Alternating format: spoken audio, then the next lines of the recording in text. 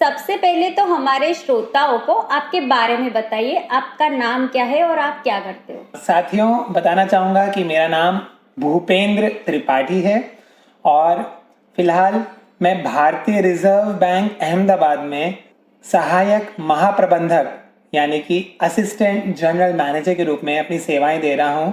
मैं आरबीआई गुजरात का इस मुकाम तक पहुंचने के लिए पूर्णतः दृष्टिबाधित पहला व्यक्ति बना हूं जिसने ये मुकाम हासिल किया है। आपकी लाइफ जर्नी के बारे में अगर आप बता सके हमारे श्रोताओं की कि वो कैसी रही है। साथियों, मैं बताना चाहूँगा कि मैं बचपन से पढ़ाई में बहुत होनहार था और प्रारंभिक स्कूल एजुकेशन में मुझे कई सारे मेरिट फर्स्ट रैंक आती थी और सीबीएसई बोर्ड में 10th में साइंस में 100 आउट ऑफ 100 और 12th साइंस में पूरे गुजरात में टॉप किया था मैंने। बाद में जो मेरी एजुकेशन में निर्मा यूनिवर्सिटी से मैंने इंजीनियरिंग की थी इंफॉर्मेशन टेक्नोलॉजी ब्रांच में, वहाँ पे भी हर एक सेमेस्टर में मेरिट पोजीशन से आई थी और धीरू भाई अंबानी मेरिट बेस्ड स्कॉलरशिप से मुझे नवाजा गया था, जिसके कारण मेरी पूरी इंजीनियरिंग फ्री ऑफ कॉस्ट हुई थी। और उसके उपरांत जो मेरा कैंपस प्लेसमेंट के बाद जो मेरी पहली जॉब लगी थी वो प्राइवेट सेक्टर में टीसीएस यानी कि टाटा कंसल्टेंसी सर्विसेज में थी और वहाँ पे भी मैंने 8 वर्ष से अधिक मैंने आईटी एनालिस्ट के रूप में जॉब किया था और वहाँ पे भी मुझे कई सारे अवार्ड्स मिले थे मेरे परफॉर्मेंस को लेके, मेरे कार्य प्रदर्शन को लेके।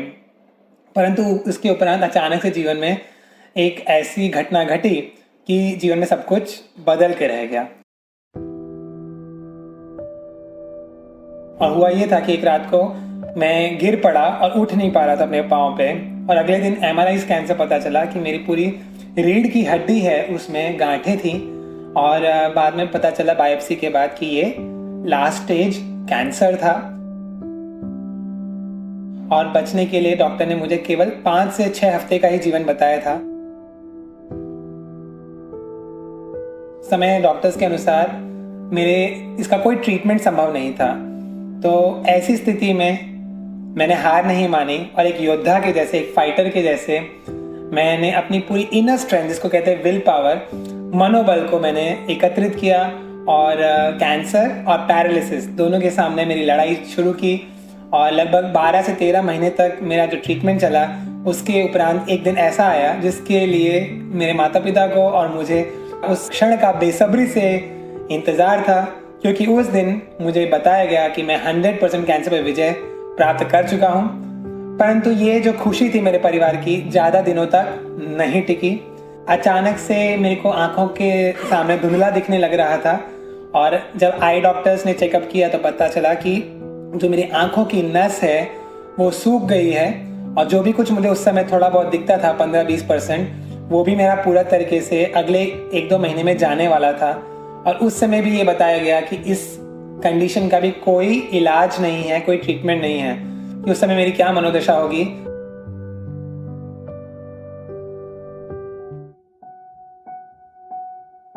लास्ट स्टेज कैंसर को हराना कोई मामूली बात नहीं है और उस समय मैं पैरालिसिस यानी कि लकवा से भी मैं जस्ट नया थोड़ा बहुत ही मतलब बेबी स्टेप वॉकर की मदद से सीढ़ी चढ़ना उतरना फिजियोथेरेपिस्ट की मदद से सीख रहा था। और उसी समय जब पता चला कि मैं अब दिव्यांग बनने वाला हूँ, टोटली ब्लाइंड बनने वाला हूँ, तो मेरे माता पिता पे और मेरे पर क्या बीती होगी। जैसे कहते हैं ना कि आकाश से बिजली गिर गई और हमें कुछ समझ में नहीं आता कि आगे हमारे जीवन में क्या होगा। परंतु कहते हैं ना कि अगर आपने मन के हारे हार है और मन के जीते जीत, तो मैंने सोचा कि क्यों नहीं, ये अंधेरा मेरे आंखों के चारों तरफ छा रहा है पर इस अंधेरे को मैं मेरे मन के ऊपर हावी नहीं होने दूंगा।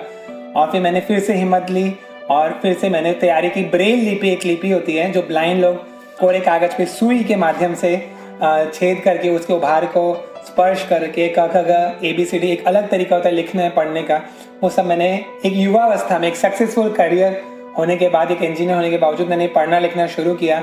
और फिर एक स्पेशल सॉफ्टवेयर आता है ब्लाइंड लोग जिसको यूज़ करते हैं, उसके द्वारा वो कंप्यूटर और अपने स्मार्टफोन का वो लोग काफ़ी हद तक यूज़ कर सकते हैं इंडिपेंडेंटली। तो वो सब सॉफ्टवेयर्स मैंने इंस्टॉल किए और फिर मैंने पीछे मुड़ के नहीं देखा और कॉम्पिटिटिव एग्जाम्स की यानी कि जो परीक्षाएं होती हैं उसकी तैयारी शुरू की। और एक ही वर्ष में मैंने 8 परीक्षाएं पास की, इंटरव्यूज़ क्रैक किए, जिसमें कि जैसे बैंक ऑफ बड़ौदा का प्रोबेशनरी ऑफिसर का एग्जाम होता है, SBI का क्लरिकल एग्जाम, UPSC का IAS की जिसकी परीक्षा कहते हैं, उसमें मेरा इंटरव्यू कॉल मात्र 13 अंकों से रह गया। और RBI की भी 2 परीक्षाएं होती हैं, एक क्लास 3 की होती है असिस्टेंट ग्रेड और दूसरी होती है RBI की मैनेजर की, क्लास 1 ऑफिसर की। ये दोनों परीक्षाएं भी मैंने फर्स्ट अटेम्प्ट में क्रैक की और इस प्रकार से मैं आरबीआई गुजरात के इतिहास में प्रथम पूर्णतः दृष्टिबाधित यानी totally blind first manager for RBI Ahmedabad में ये मुझे गौरव प्राप्त हुआ। लेकिन भूपेंद्र जी ने इतनी बड़ी बीमारी को हराकर जिंदगी को जीता है। भूपेंद्र जी की आगे की लाइफ स्टोरी हम जरूर सुनते हैं छोटे से ब्रेक के बाद। तो आगे भी हम गुफ्तगू का सिलसिला जारी रखते हैं। सुनते रहिए रेडियो नजरिया 107.8 आवाज हमारी, और मैं हूँ आपकी ही दोस्त गुलनाज।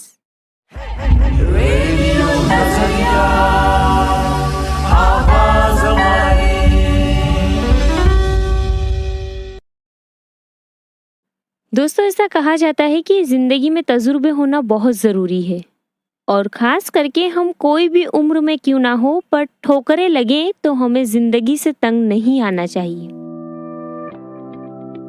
बल्कि हमें हर वक्त ये महसूस करना चाहिए कि ठोकर लगने के बाद ही हम चलना सीखते हैं, जो भूपेंद्र जी ने साबित करके बताया। वेलकम बैक टू रेडियो नजरिया 107.8 आवाज हमारी, और मैं हूँ आपकी ही दोस्त जानी पहचानी यानी कि गुलनाज। तो चलिए भूपेंद्र जी की जिंदगी के सफर पर और गौर फरमाते हैं। एक और मेरा इसके बीच सवाल है कि हम देखते हैं कि लोगों को छोटी छोटी बीमारियां होती है तो भी वो हार जाते हैं, ओवर थिंकिंग करने लगते हैं। तो आपको जो था वो इतना बड़ा कैंसर का था, उसके आगे इतनी सारी हिम्मत जुटाना कोई आम बात नहीं है, तो कैसे कर लिया आपने ये? मैं पीछे मुड़ के देखता हूँ आपके प्रश्नों के लिए, तो मुझे यही याद आता है कि बचपन से जो परवरिश है, इसके लिए माता पिता को अपने बच्चों को ज़रूर ये परवरिश देनी चाहिए कि थोड़ा थोड़ा वो ठोकर खाएं तो तुरंत इतना ज़्यादा पैम्पर ना करें, उनको अपने आप अपने बलबूते उठने का अवसर दें। क्या होता है ना कि बच्चों को माँ बाप अपने लाड़ प्यार में इतना ज़्यादा वो कर देते, इतना सुरक्षित वातावरण में रखते हैं। तो मैं ज़रूर एक संदेश देना चाहूँगा इसी प्रश्न के उत्तर के बहाने कि माता पिता अपने बच्चों को एक्सपोजर दें, मतलब जंगलों में ट्रैकिंग करने के लिए भेजें, ताकि वो मजबूत बन सकें शारीरिक रूप से भी और मानसिक रूप से भी। तो ये जो मजबूती है, मैं बहुत बहुत सौभाग्यशाली हूँ कि मेरे माता पिता जी ने बचपन से मुझे परवरिश दी थी, उसमें इस बात का ध्यान ज़रूर रखा था। और जैसे कि हम लोग हर समर वेकेशन में ऋषिकेश, गंगा जी और इधर उधर जाते थे कैंप में और कैंपिंग करते थे। और इसके अलावा स्पिरिचुअल, मतलब आपका जो आध्यात्मिक है, एक होता है धार्मिक और एक होता है स्पिरिचुअल। तो जो स्पिरिचुअल होता है उस तरीके से जो आपकी जो स्ट्रेंथ होती है उस पर भी मेरे माता पिता ने ध्यान दिया था कि बचपन से ही थोड़ा थोड़ा प्राणायाम, ध्यान, योग उसके ऊपर भी दिया था। तो उससे जो मेरी यौगिक शक्ति है, आंतरिक शक्ति है, वो काफ़ी मजबूत हुई थी। मैं नित्य रेगुलरली सुदर्शन क्रिया भी करता था और अभी भी करता हूँ। तो कई तरीके से ये सब चीज़ों का काफ़ी गहरा असर पड़ा था मेरे ऊपर। कोई भी जीवन में चैलेंजेस आए थे तो मुझे वो इतनी तरीके से हिला नहीं पाया। हाँ, कुछ क्षणों के लिए तो मैं भी हिल गया था, मगर तुरंत अपने आप को संभाल लेना ये बहुत बड़ी बात होती है।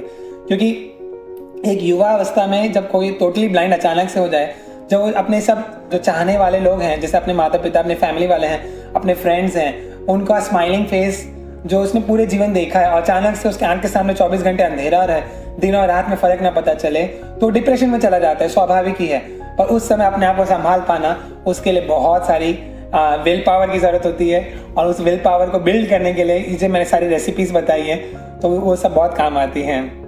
तो दिव्यांग होने के बाद अगर आपके अचीवमेंट की हम बात करें तो वो क्या थे? अचीवमेंट्स में तो मैं बताना चाहूँगा कि best overall performance runner up के अवार्ड से मुझे अलंकृत किया गया था, तो जो कि बहुत बड़ी बात है मेरी परफॉर्मेंस को लेके। मेरे एज ए मैनेजर शुरुआत में ये ट्रेनिंग में मुझे अवार्ड मिला था। उसके उपरांत 2017 में मैंने एक अंतर्राष्ट्रीय मुकाम हासिल किया था कि पूरे विश्व का मैं पहला ब्लाइंड व्यक्ति बना था जिसने IMF यानी कि international monetary fund, Washington DC America में एक संस्था है जो मैक्रो इकोनॉमिक अकाउंटिंग में कठिन परीक्षा लेती है, उस परीक्षा को पास करने वाला पूरे वर्ल्ड का मैं पहला ब्लाइंड व्यक्ति बना था। और वो भी मुझे 93% आए थे।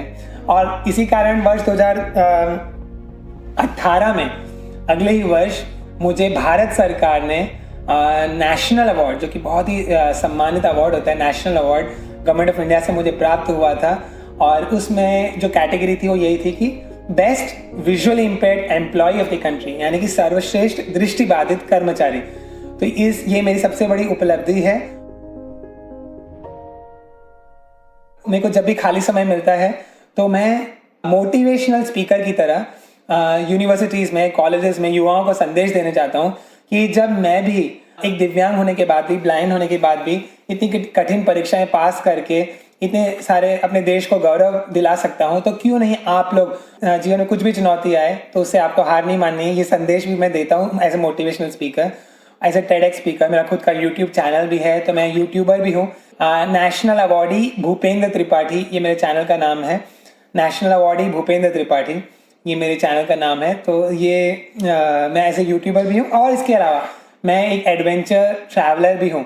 तो दिव्यांग मतलब आईसाइट जाने के बाद भी, दृष्टि जाने के बाद भी, टोटली ब्लाइंड होने के बावजूद भी मैं लद्दाख में और ऋषिकेश में जा के वाइट वाटर राफ्टिंग करना, जिप लाइनिंग करना और ट्रैकिंग करना। ट्रैकिंग मुझे बहुत पसंद है। पोलो फॉरेस्ट से लेके कई सारी माउंट आबू में, अरावलीज में ट्रैकिंग करना, बहुत सारे जंगलों में मैं ट्रैकिंग कैंपिंग करता हूँ ग्रुप्स में, तो मुझे बहुत आनंद आता है उसमें।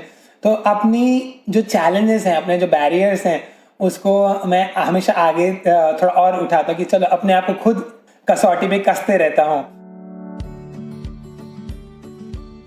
आखिर में तो यही पूछूंगी कि जो भी श्रोता है हमारे रेडियो पर जो आपकी आवाज़ सुन रहे हैं, उनको क्या मैसेज देना चाहोगे?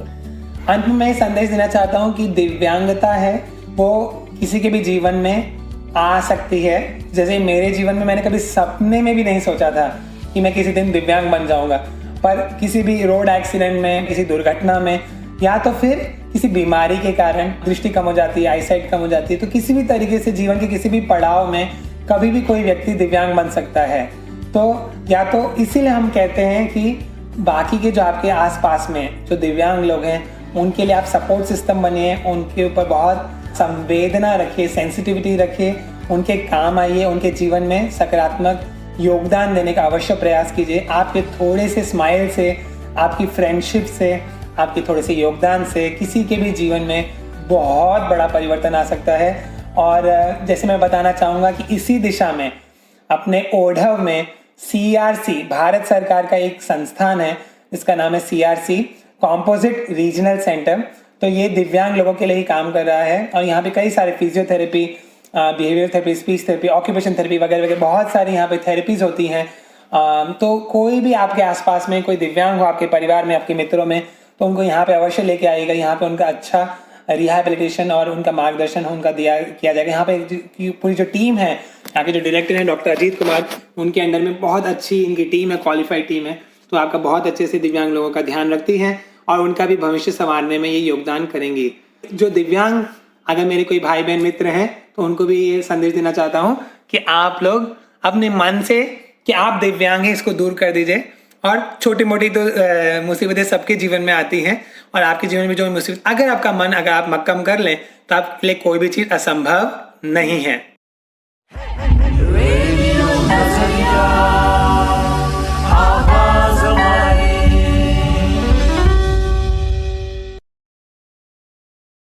अपने सपनों को पूरा करूं या समझौता कर लूं हालातों से, गिर कर भी उठकर खड़ा हो जाऊं, गिर कर भी उठकर खड़ा हो जाऊं, या अपने जख्मों और दर्दों में कहीं गुम हो जाऊं, जिंदगी के इन थपेड़ों से निखर जाऊं, या सही वक्त की आस में इंतजार करता रहूं। अपने सपनों को पूरा करूं या समझौता कर लूं हालातों से। बस ऐसी ही कहानी थी आज की पेशकश में भूपेंद्र जी की, जिन्होंने कई सारे संघर्षों का सामना करते हुए आज अपनी जिंदगी को एक मिसाल बना पाए हैं। दोस्तों, इसलिए कहा जाता है कभी भी जिंदगी में हमें हार नहीं मानना चाहिए और अपने इरादे हो मजबूत तो रास्तों में कितने भी कांटे क्यों ना आ जाए, हम जरूर अपने जुनून से मुकाम को हासिल कर ही लेते हैं।